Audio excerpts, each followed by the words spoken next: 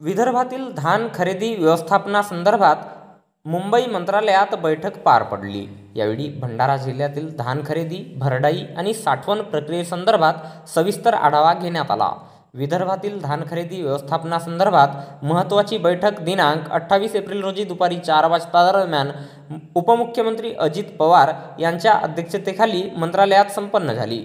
भंडारा, गोंदिया, गडचिरोली आणि चंद्रपूर जिल्ह्यांतील धान खरेदी, भरडाई आणि साठवण प्रक्रियेसंदर्भात सविस्तर आढावा यावेळी घेण्यात आला।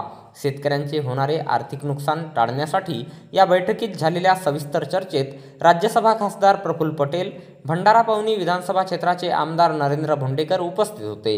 अन्न आणि नागरी पुरवठा विभागातील विसंगत आणि कालबाह्य झालेले सर्व जुने आदेश तातडीने रद्द करावेत, आदिवासी शेतकऱ्यांना TDC सह व्यापाऱ्यांना धान विक्रीचे दोन्ही पर्याय खुले करावेत आणि धान हाताळणी प्रक्रियेत होणारे नुकसान टाळण्यासाठी राज्यभर जिल्हा जोडणी प्रक्रिया राबवावी, असे निर्देश उपमुख्यमंत्री पवार यांनी बैठकीत दिले।